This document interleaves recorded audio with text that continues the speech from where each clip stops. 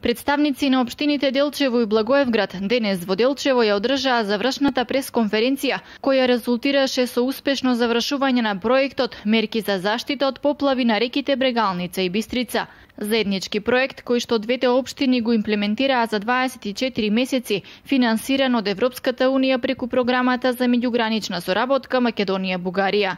Постигнати се 100% сите резултати и се искористени сите финанси кои што ни беа на располагање од страна на Европската унија. Направена е регулација на речното корито во Делчево во должина од 102 метри и изработен е акцијски план за заштита од поплави. Покрај овие две главни активности, спроведени се и 3 тренинзи, односно 3 обуки и 2 јавни дискусии, кои што беа комбинирано во Делчево и Благоевград, кои што придонесоа до зближување на локалните институции, па можеме да кажеме институциите од централно ниво, кои што има канцеларии во Делчево и во Благоевград, и пред се зближување на вработените во општината кои што работат на оваа слична проблематика. Како резултат на соработката и добрите резултати, сакам да спомнам дека веќе е обезбедено ново финансирање, односно нов проект во соработка со општина Благоевград и повторно финансирано од Европската комисија од прекугранична соработка Македонија-Бугарија.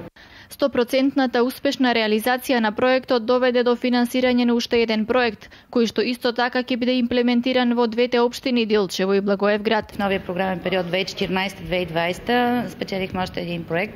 Во новиот програмен период 2014-2012 година добивме уште еден проект, овој пат поврзан со замена на осветлувањето со енергетски ефикасни светилки.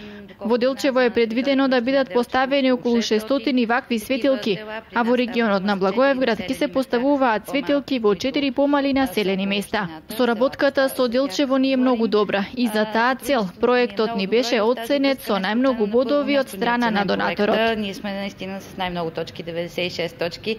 Вкупниот буџет на проектот изнесуваше околу 500.000 евра, а околу 400.000 евра се предвидени за проектот за осветлување, кој што треба да започне да се имплементира до октомври оваа година.